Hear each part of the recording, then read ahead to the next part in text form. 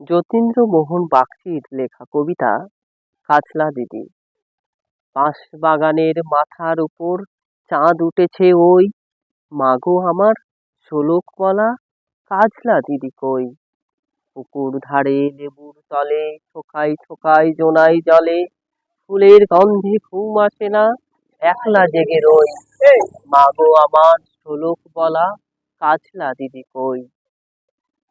সেদিন হতে কেন আর দিদিরে নাই ডাকো, দিদির কথায় আঁচল দিয়ে মুখটি কেন ঢাকো?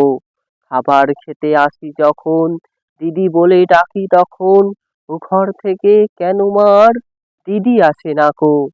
আমি ডাকি তুমি কেন মা চুপটি করে থাকো? বলো মা দিদি কোথায় গেছে, আসবে আবার কবে? কাল যে আমার নতুন ঘরে পুতুল বিয়ে হবে। দিদির মুঠো ফাঁকি দিয়ে আমি যদি লুকাই গিয়ে, তুমি তখন একলা ঘরে কেমন করে রবে? আমিও নাই দিদিও নাই, কেমন মজা হবে।